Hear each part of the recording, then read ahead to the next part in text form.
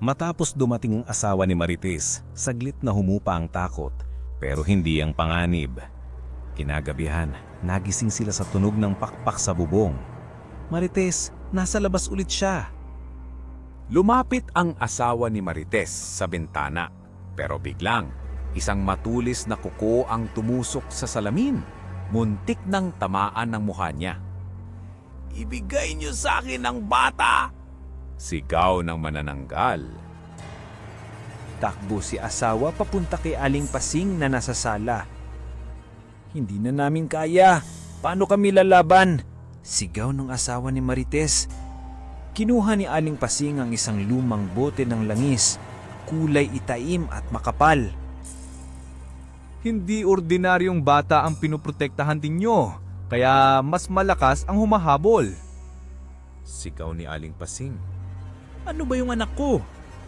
Sigaw din ni Marites. Tinignan siya ng seryoso ni Aling Pasing. "May dugo ka ng manggagamot, kaya may kakayahan ang anak mo kahit hindi pa siya isinisilang." Sigaw ni Aling Pasing. Habang lumalalim ang gabi, naramdaman ni Marites ang pag-iinit ng tiyan niya. Parang may liwanag na sumusubok lumabas. "Bakit ang iinit? Ang sakit!" Sigaw ni Marites. "Marites, hingi ka lang. Nandito lang ako." Sigaw naman ng asawa niya. Pero sa gitna ng sakit, may narinig siyang boses sa loob ng isipan niya. "Nanay, huwag kang bibigay." Nanlaki ang mata ni Marites. Habang sila ay nagkakagulo, dumating si kina Ruben. Duguan ang isang braso pero nakangiting parang demonyo. "Ibinigay ko na ang dugo ko. Kailangan ko na lang ang sanggol para mabuo ang Panginoon namin." Lumabas si asawa, hawak ang isang kahoy. "Lumayo ka sa pamilya ko!" Pero isang hampas lang ng kuko ay lumipad si asawa sa dingding. Umiyak si Marites, nanginginig at napayuko habang yakap ang tiyan. At doon, sa gitna ng takot, biglang nagsimulang umilaw ang loob ng bahay, galing sa tiyan niya.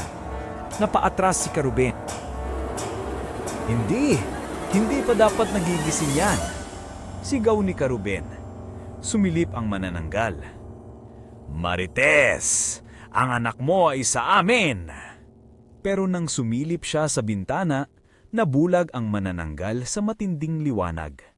Namantala ng asawa ang liwanag at hinila si Marites palabas ng bahay. "Aling Pasing! Tumakbo kayo!"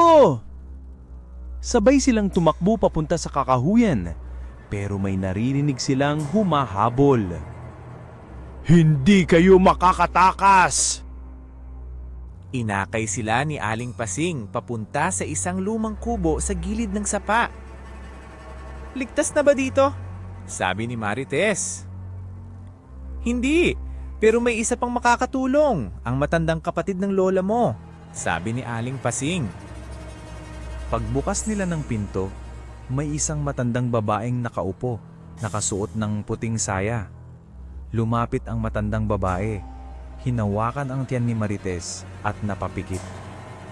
"Hindi sanggol na ordinaryo ang nasa sinapupunan mo. Siya ay may kakayahang tumigil sa paglipanan ng lahi ng aswang." Nagtanong si asawa.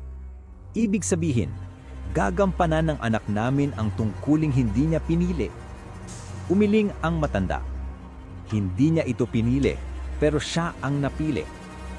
Tumawag mula sa labas ang malakas na boses. "Buksan ninyo ang pintuan! Walang matatapos habang hindi ko nakukuha ang bata!" Nagbitak ang bubong at unti-unting sumilip ang pulang mata ng manananggal. "Marites, ibigay mo sa amin ang supling!" Sigaw ni Karuben.